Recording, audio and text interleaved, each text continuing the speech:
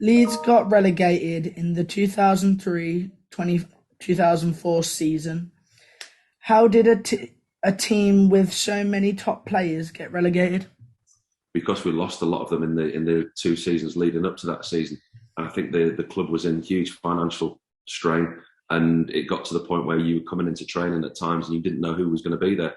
I think it ended up as me, Mark Viduka, and Alan Smith there that left from the original group, which was almost 18 months prior to that. We were in the Champions League, and it was a very sad state for the way that the club ended.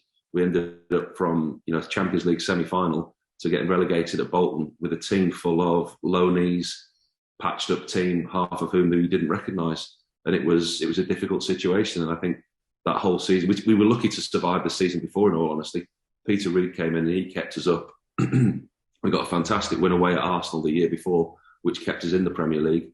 And then the season after, it just proved, one step too far. With all the problems that were going on off the field, we couldn't keep a playing squad together.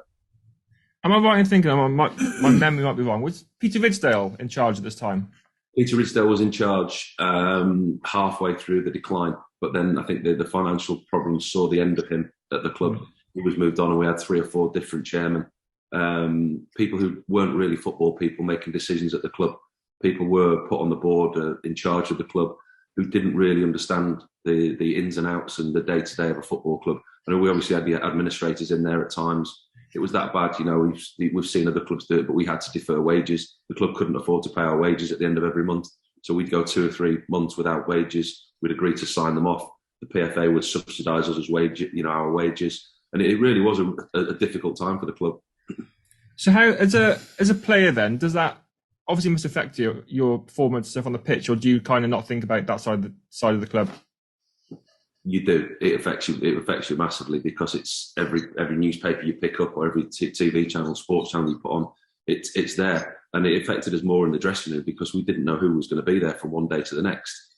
And obviously not being paid as a player, and it's still a young player at that point. Listen, you get financially rewarded extremely well, but we've all got bills to pay. We've all got families to keep. And at that, you've got mortgages to pay. You've got your household bills to pay. And if you're not paid for 2 or 3 months, it's a difficult situation for somebody so young to handle. I mean, the older lads were obviously in a lot better position than we were, but it was affecting your mindset and training on a day-to-day basis. And you could see players there that didn't want to be there and were jumping ship, if you like.